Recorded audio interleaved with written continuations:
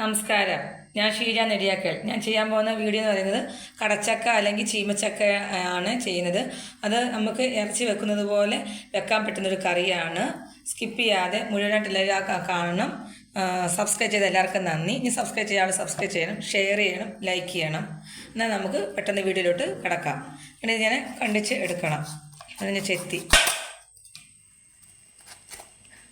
എന്നിട്ട് നമുക്ക് രണ്ടായിട്ട് ഇതങ്ങ് മുറിക്കണം. കൈയൊന്നും മുറിയരുത്. നമുക്ക് സൈഡിൽ ഞാൻ ചെത്തിയെടുക്കണം. ഇതൊരു ചെറിയൊരു ചക്കയാണ്. നമ്മുടെ ഇവിടെ ഈ നമ്മുടെ വീട്ടിലുണ്ട് സംഭവം. അതിൻ്റെ കറയുണ്ട്, ചെറിയ കറയുണ്ട്. അതിന് നമ്മൾ ചെത്തി വെള്ളത്തിലോട്ട് ഇടണം. ചെത്തി വെച്ചിട്ടുണ്ട്. നമ്മൾ കൊച്ചായിട്ട് അരിഞ്ഞ് നമ്മളിങ്ങനെ അരിയണം. കീറിയിട്ട് ഇങ്ങനെ അരിയണം. ഇങ്ങനെ ഈ രീതിയിൽ. വലിയ വേവൊന്നുമില്ല. നമുക്ക് കുക്കറിനകത്തോട്ടാണ് അടിക്കുന്നത്.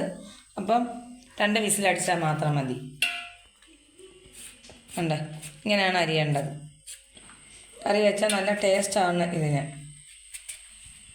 ഇത് അരിഞ്ഞ് നമ്മളിനി വെള്ളത്തിലിട്ട് കഴുകിയിട്ട് വേണം അങ്ങോട്ട് ഇടാൻ. ചെറിയ കറയുണ്ട്, അതുകൊണ്ട് ഇതുപോലെ നമ്മൾ വെള്ളത്തിലിട്ട് കഴുകിയെടുക്കണം. അതിൻ്റെ കറ പോകാൻ വേണ്ടിയിട്ട് കഴുകിയിട്ട് നമ്മൾ അതിനടുത്ത് കുക്കറിനകത്തോട്ടിടണം. കുക്കറിനകത്ത് 1-2 വിസിൽ വന്നാൽ മതി. ഒരുപാട് വെന്ത് പോകണ്ട. പിന്നെ വേവ് വളരെ കുറവാണ്. നമുക്ക് ഇതിനകത്തോട്ട് ഇടാം.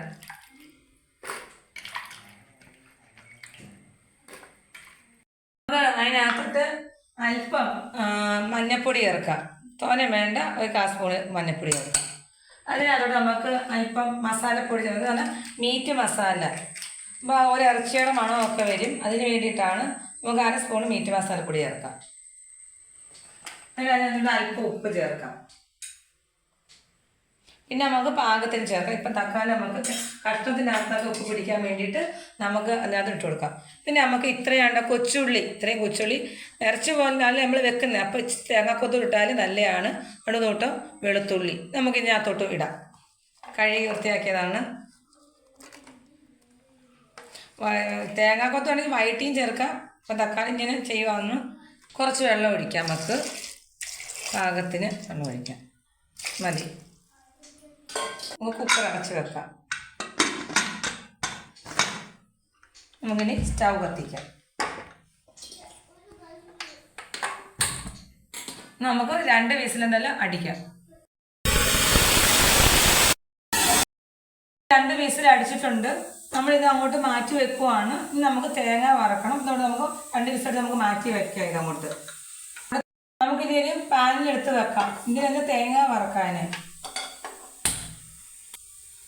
ഇത്രയും അരമുറി തേങ്ങയുണ്ട്. ഇത് ചെറിയ മുറിക്ക് അരമുറി. ഈ തേങ്ങ വേണം നമുക്ക് ഇതിനകത്തോട്ട് വറക്കണം.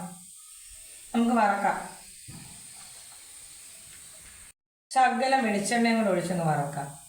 അപ്പോൾ പെട്ടെന്ന് മൂത്ത് കിട്ടാൻ വേണ്ടിയിട്ടാണ് നമ്മൾ വെളിച്ചെണ്ണ ഒഴിക്കുന്നത്. ഇങ്ങനെ നന്നായിട്ട് നമുക്ക് വറക്കണം.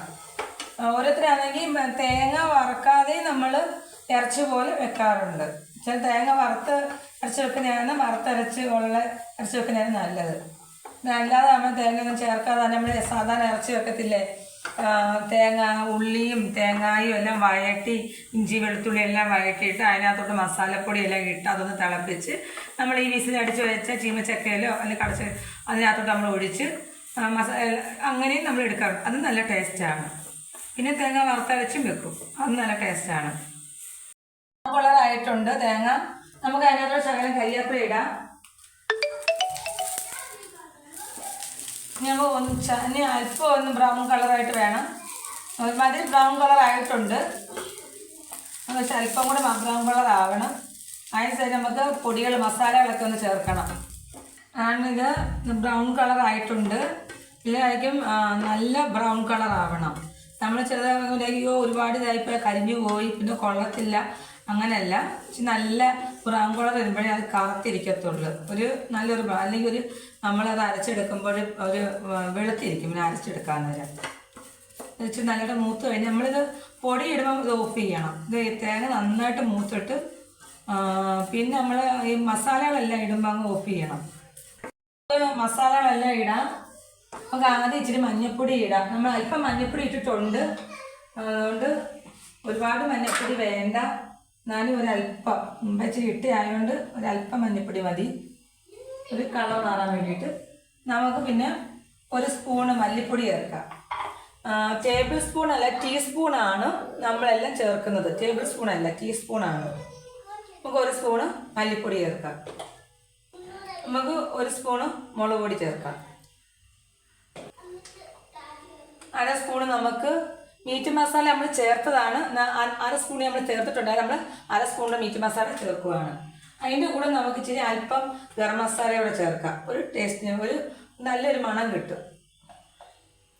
ഗരം മസാലയോടെ ചേർക്കാം. ഇതെല്ലാം ഞാൻ മിക്സ് ആക്കാം. ഇനി ഒന്ന് ചെറിയതായിട്ട് ചൂടാറണം. നമുക്ക് മിക്സിയിലോട്ട് ഒന്ന് അടിക്കാം. ജാറിനകത്തോട്ട് ഒന്ന് ചെറിയ ചെറുതൊന്ന് ചൂട് മാറണം. നമ്മൾ ഫ്ലെയിം ഓഫ് ചെയ്തേക്കുവാണ്. ഫ്ലെയിം ഓഫ് ചെയ്തിട്ടേ നമ്മൾ മസാലപ്പൊടിയിലിടാം, അല്ലെങ്കിൽ മസാല കരിഞ്ഞു പോകും. വെള്ളം ചേർക്കാറിത്, വെള്ളം ചേർക്കാതെ തന്നെ വേണ്ടത് അരച്ചെടുക്കാൻ. ഇത് നമുക്ക് ജാറിനകത്തോട്ടിടാം. നമ്മൾ ഒരു തുള്ളി വെള്ളം പോലും ചേർക്കാതാണ് അരയ്ക്കുന്നത്.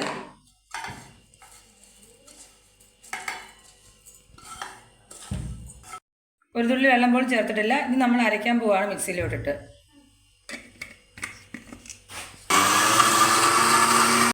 നമുക്ക് നമ്മളൊരു കടായി വെച്ചിട്ടുണ്ട്. അതിനകത്തോട്ട് നമ്മൾ നമ്മൾ തട്ടിയിടാം. ഏതാ നമ്മൾ ഈ ചീമച്ചക്ക കടച്ചക്ക അങ്ങോട്ട് വേവിച്ച് നമുക്ക് തട്ടിയിടാം. കുറച്ച് വെള്ളമുണ്ട്, നന്നായിട്ട് വെന്തിട്ടുണ്ട്. നമ്മൾ ഇതിനകത്തോട്ട് ഒഴിച്ചിട്ടുണ്ട്. ഇനി നമുക്ക് ഇതിനകത്തോട്ട് അരപ്പിടാം. സ്റ്റവ് ഒന്ന് കത്തിക്കുക. സ്റ്റവ് ഒന്ന് കത്തിച്ചിട്ട് തിളക്കട്ടെ. നമുക്ക് അരപ്പിട്ട് കൊടുക്കാം. ആദ്യം ഒന്ന് പൊടിച്ച് നന്നായിട്ട് പൊടിഞ്ഞ ശേഷം ഒരു നുള്ളു വെള്ളം ഒഴിച്ച് കൊടുത്ത് പൊടിഞ്ഞ ശേഷം ഓൾറെഡി ഇതിനകത്ത് വെള്ളം ഉണ്ടാകും, നമുക്ക് വെള്ളം ഒഴിക്കേണ്ട കാര്യമില്ല. അതിൻ്റെ എണ്ണമയം കൊണ്ടൊക്കെ അത് ഇതായിട്ട് വരും. ചേർത്തിനകത്ത് വെച്ചിട്ടുണ്ട്. അതിൻ്റെ വെള്ളം മാത്രമേ ഉള്ളൂ. പ്രത്യേകിച്ച് ആ ജാറൊന്ന് ചുറ്റിച്ചൊഴിച്ചതേ ഉള്ളൂ. നമുക്ക് ഉപ്പ് നോക്കാം. ഉപ്പ് ഇച്ചിരി കുറവുള്ളത് പോലെ ഉണ്ട്. ശാല ഉപ്പ് കൂടെ നമുക്ക് ഒഴിക്കാം. ഇത്ര ഉപ്പ് പൊടി കൂടെ ചേർക്കാം. നല്ലതായിട്ടൊന്ന് തിളയ്ക്കണം. തിളച്ചിട്ട് വേണം നമുക്ക് കടുക് അടിച്ച് ഒഴിക്കാൻ. നന്നായിട്ടൊന്ന് തിളയ്ക്കട്ടെ. അടച്ചു വെക്കാം. നമുക്ക് ഈ കറി തിളച്ചിട്ടുണ്ട്, നന്നായിട്ട് തിളച്ചിട്ടുണ്ട്. അരപ്പൊക്കെ നന്നായിട്ട് വെന്തിട്ടുണ്ട്. നല്ല ചൂട് കേട്ടോ. എടുത്തപ്പോൾ നല്ലതായിട്ട് പൊള്ളി കയ്യ് വേണ്ടേ. നന്നായിട്ട് തിളച്ചിട്ട് നമുക്കിനി കടുക് അടിച്ചൊഴിക്കാം. വേണ്ട, ഇറച്ചി പോലായിട്ടുണ്ട്. ഇറച്ചിക്കറി തന്നെ എന്ന് പറയാം. അതുപോലെയാണ് നമ്മളിത് വെക്കുന്നത്. നമുക്ക് ഇപ്പുറത്ത് അടപ്പിലെടുത്ത് മാറ്റി വെച്ചിട്ട് നമുക്ക് ഇത് കടുക് അടിച്ചൊഴിക്കാം. ഇപ്പുറത്തോട്ട് മാറ്റി വെക്കാം. നമുക്ക് എന്നിട്ടൊന്ന് കടുക് അടിച്ചൊഴിക്കാം. നമുക്കിനി ഇതിനകത്തോട്ട് പാനിൽ വെച്ചിട്ടുണ്ട്. പാനിൽ ചൂടായി ഇരിക്കുന്നതാണ്. നമുക്ക് ഇച്ചിരി വെളിച്ചെണ്ണ ഒഴിക്കാം. അതിനകത്തോട്ട് നമുക്ക് എണ്ണ ചൂടായിട്ട് നമുക്ക് അല്പം കടുക് ഇട്ട് കൊടുക്കാം. അല്പം കടുക് ഇട്ട് കൊടുക്കാം. കടുക് ഒന്ന് പൊട്ടണം. പൊട്ടിയിട്ടില്ല. കടുക് പൊട്ടി തുടങ്ങിയിട്ടുണ്ട്. നന്നായിട്ട് കടുക് പൊട്ടിയിട്ടുണ്ട്. നമുക്ക് അതിനകത്ത് ഈ കൊച്ചുള്ളി കൂടെ അങ്ങ് ഇടാം.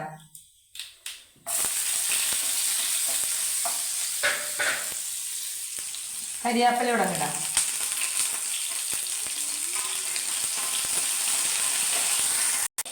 അതിനകത്ത് 2-3 വറ്റൽമുളക് ഇട്ടേക്കാം.